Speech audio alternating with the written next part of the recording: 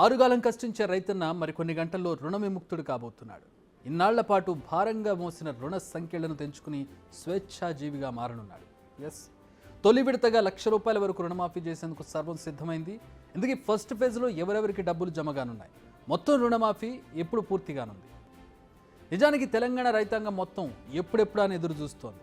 ఇప్పుడు ఆ సమయం రానే వచ్చింది. కాంగ్రెస్ సర్కార్ ఇచ్చిన మాట నిలబెట్టుకునే సమయం వచ్చింది. ఫస్ట్ ఫేజ్లో భాగంగా గురువారం ₹1,00,000 వరకు ఉన్నటువంటి రుణాలు మాఫీ కాబడుతున్నాయి. ఫస్ట్ ఫేజ్లో 11,50,000 మంది రుణ విముక్తి కాబోతున్నారు. గురువారం సాయంత్రం కల్లా రైతుల ఖాతాల్లో ఈ డబ్బులు క్రెడిట్ కానున్నాయి. ఫస్ట్ ఫేజ్లో మొత్తం ₹6,000 కోట్ల అకౌంట్స్లో క్రెడిట్ చేస్తూ ఉన్నారు. మరి మిగతా వారికి ఎప్పుడనే కదా మీ డౌట్. నెక్స్ట్ 10 డేస్లో 1,50,000, ఆ తర్వాత 2 లక్షల వరకు రుణమాఫీ చేయబోతున్నారు. రాష్ట్ర వ్యాప్తంగా 32 బ్యాంకుల్లో 60 లక్షల క్రాప్ లోన్ అకౌంట్స్ ఉన్నాయి. వీరిలో 39 లక్షల కుటుంబాలకు చెందిన రైతులు 2 లక్షల పంట రుణాలు తీసుకున్నారు. ఈ రుణాలన్నీ కలిపి దాదాపు 31,000 కోట్ల వరకు ఉన్నాయి.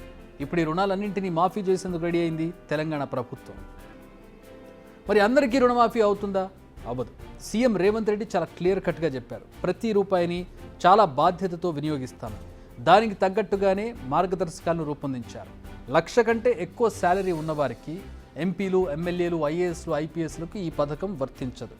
దీనికి వైట్ రేషన్ కార్డే ప్రామాణికంగా తీసుకుంటున్నారు. అండ్ దీర్ఘకాలిక పంటలు అంటే మామిడి, నిమ్మ, బత్తాయి లాంటి పంటలకు రుణమాఫీ వర్తించదు. మరి 2 లక్షలకు పైగా లోన్ తీసుకున్న వారి సంగతి ఏంటి అంటే, 2 లక్షలకు పైగా ఉన్న అమౌంట్ను వారు పే చేస్తే మిగిలిన 2 లక్షల రూపాయలను గవర్నమెంట్ పే చేస్తుంది. అయితే రేషన్ కార్డు మెలిక పెట్టడంపై కాస్త కన్ఫ్యూజన్ ఏర్పడినా కేవలం కుటుంబాన్ని గుర్తించేందుకు మాత్రమే అని సీఎం రేవంత్ రెడ్డి క్లారిటీ ఇచ్చారు.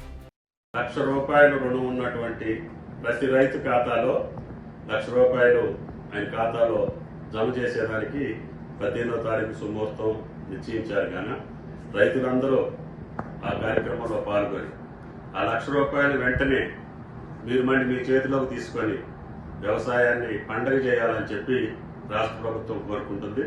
మిగతా ₹1,00,000 కూడా అతి కొద్ది రోజుల్లోనే మీ ఖాతాలోకి జమ చేసేదానికి రాష్ట్ర ప్రభుత్వం సర్వశక్తులు వడ్డీ మాట నిలుపుకోవడం కోసం ప్రయత్నం చేస్తుందని చెప్పి రైతు సోదరులకు విజ్ఞప్తి చేస్తున్నాం. కాబట్టి ప్రతి పైసా వ్యవసాయానికి ఉపయోగపడాలి, ఆ రైతు భూమిలో ఆనందం కనపడాలి.